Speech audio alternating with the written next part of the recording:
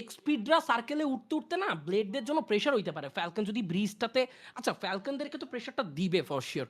কারা কি করবেন? কারা করবেন বাজিমাত? অলরেডি মনস্টার ট্রাক নামায়া নিজেদের জন্য একটা মানে গ্রাউন্ড কন্ট্রোল কইরা ফেলছে। সো আমরা আসলে ফাইট গুলা দেখবো। ভাই, ভাই এই ম্যাচটার মতো সেরা ম্যাচ আমার মনে হয় একটা স্মরণীয় দিন হইতে যাইতেছে আজকের দিনটা guys, right? Slow and steady wins the race. সময়ের সঙ্গে সব হবে। Just wait and see, just wait and watch. Come on, come on, come on. আমরা কিছু সাবস্ক্রাইব এন্ড লাইক হিট করতে পারি।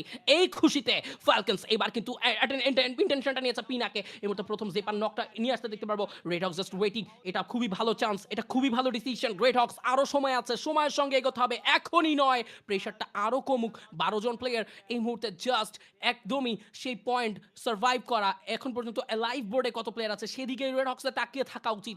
এই ফাইটে আর্লি এগোনোটা খুব একটা ওয়াইজ ডিসিশন নয়, কারণ অলরেডি সার্কেলের প্রেশারটা ম্যানেজ করবে বা আপ সার্কেলের প্রেশারটা অ্যাকচুয়ালি পাবে ultimately team Xpeed and Falcons. Red হকসদের জন্য there is no pressure for them.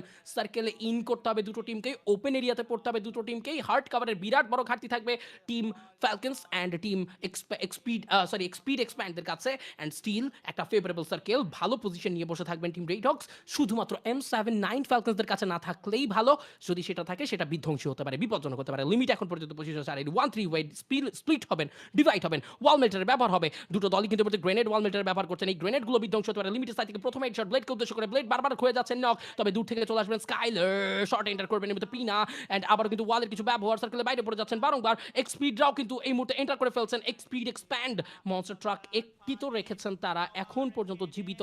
Short রেঞ্জের ব্যাটলগুলোকে ইন করতে হবে। এবার কিন্তু এক্সপিড এক্সপ্যান্ড পেছন থেকে ঘুরে যাবেন। এক্সপিড এক্সপ্যান্ডের এন্টারটা যদি হয় তবে রেড হক্সের জন্য উইন ব্যাটল হবে।